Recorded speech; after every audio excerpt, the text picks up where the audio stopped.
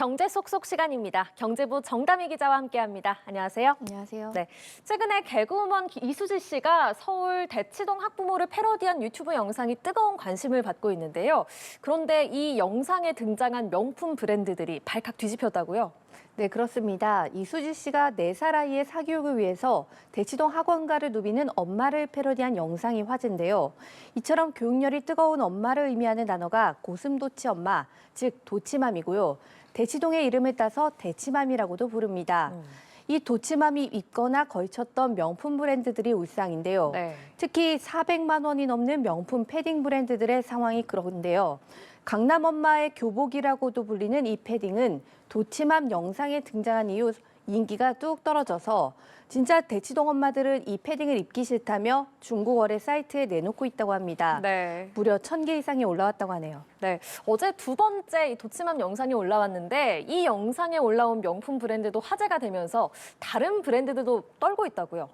네, 새 영상 저도 좀 봤는데요. 도치맘은 패딩 대신에 밍크 조끼를 입었고요. 네. 460만 원짜리 명품 가방을 들었다고 합니다.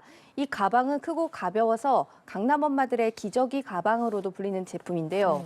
사람들은 요즘 대치동 엄마들이 패딩을 벗고 밍크 조끼를 입었는데 어떻게 알았냐, 놀랍다 등의 반응입니다. 한 유명 개그우먼은 밍크 조끼를 중고거래 사이트에 올려야겠다. 혹시 내가 아끼는 명품 스니커즈는 신지 말아라. 뭐 이런 비슷한 글을 SNS에 올렸는데요. 네. 이 도치맘이 걸친 명품 브랜드 인기가 추락한다는 현실은 우리나라의 과도한 사교육 열풍이라든지 명품에 대한 사람들이 모두 알고 있고 이런 거를 부끄러워한다. 이런 의견도 나옵니다. 네, 이번에는 쿠팡 얘기해보겠습니다. 저도 쿠팡 정말 자주 이용하는데 쿠팡이 지난해 역대급 실적을 냈다고요?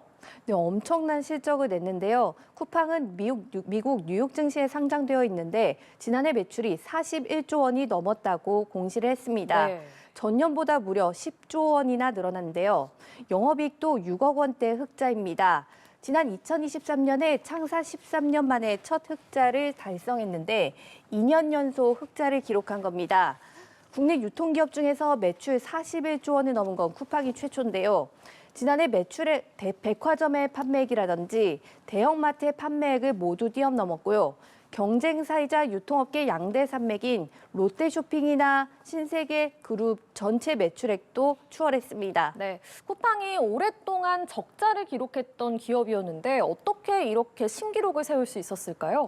네, 정말 오랫동안 적자를 견디면서 물류 등에 공격적으로 투자를 한 계획적 적자 전략이 성공했다는 해석이 나옵니다. 네. 2010년에 창업한 쿠팡은 2014년에 로켓 배송을 시작하면서 성장을 했고요. 코로나19 팬데믹 상황에서 온라인 쇼핑 수요가 급증을 하면서 국내 유통사들을 뛰어넘었고요. 유료 멤버십인 와우 멤버십이라든지 배달앱인 쿠팡이츠, OTT인 쿠팡플레이 등을 통해서 사용자들을 잘 묶어놓았다는 평가를 받습니다. 네. 지난해에는 우리가 잘 아는 로켓 배송이나 로켓 프레시 같은 기존 사업에서 18% 성장을 했는데 다른 사업에서는 4배가 넘는 성장을 했습니다. 부도 위기에 몰렸던 온라인 명품 플랫폼 파페치를 인수한 후 흑자 전환했고요. 대만에서도 로켓 배송을 실시해서 성과를 거두고 있습니다.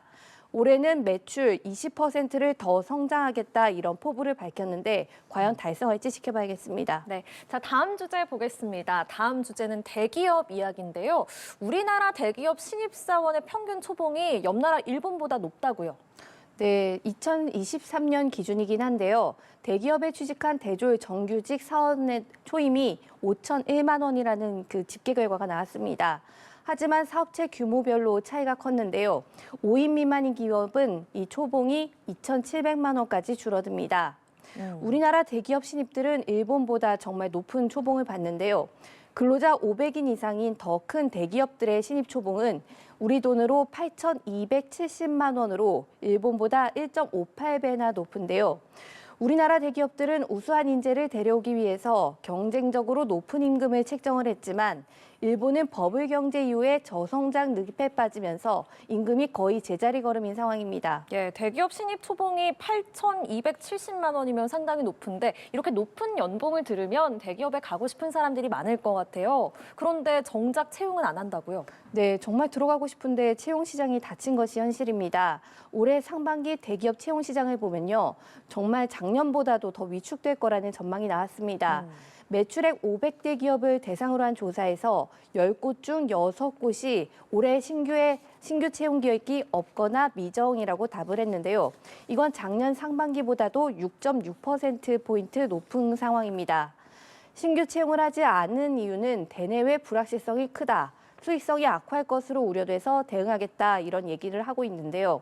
경기도 침체되고 트럼프 대통령으로 인해 보호무역이 확산할 것으로 우려되자 기업들도 긴축 경영을 하는 것으로 보입니다. 예, 트럼프 이야기를 좀 이어가 보겠습니다. 트럼프 트레이드라고 하면은 미국의 트럼프 대통령 당선으로 수혜가 기대되는 자산에 투자하는 현상을 일컫는 말인데 이 트럼프 트레이드의 효과가 떨어지고 있다 이런 얘기가 들리더라고요. 네, 트럼프 대통령이 당선이 되면서 이 가상화폐가 매우 뜰 거다 이런 기대감이 많았는데요. 그분은 이제 크립토 대통령이다 이렇게 자처를 하기도 했었죠. 그러 후에는 고공행진을 해서 11만 달러 가까이까지 치솟았었는데요.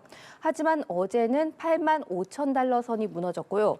지난달 그 고점과 비교해서 25%나 하락을 했습니다. 네. 다른 이더리움이라던가 리플 등 다른 화폐들도 30% 넘게 하락을 했는데요. 이처럼 이렇게 하락한 이유는 그 정책이 시장의 기대에 못 미쳤기 때문입니다. 비트코인을 전략적 자산으로 비축할 것이다 이런 기대도 무산이 됐고 트럼프 대통령 이름을 딴 밈코인이 등장을 하면서 시장도 이제 흔들리기 시작을 했고요.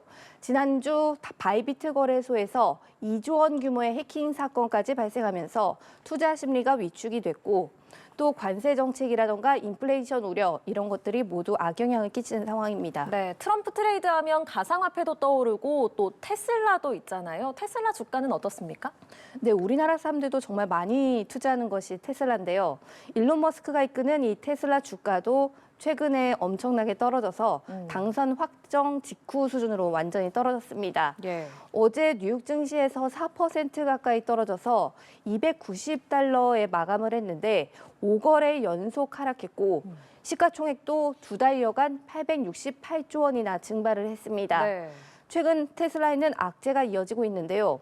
유럽 매출도 반토막이 났고 미국 매출도 급감을 했는데 이전에는 머스크가 진보, 혁신 이런 이미지가 있었다면 이번에는 극우 보수주의자다 이러면서 소비자들이 외면을 하고 있다고 합니다. 네, 알겠습니다. 이렇게 테슬라 소식까지 짚어봤습니다. 경제 쏙쏙 경제부 정다미 기자와 함께했습니다. 고맙습니다. 감사합니다.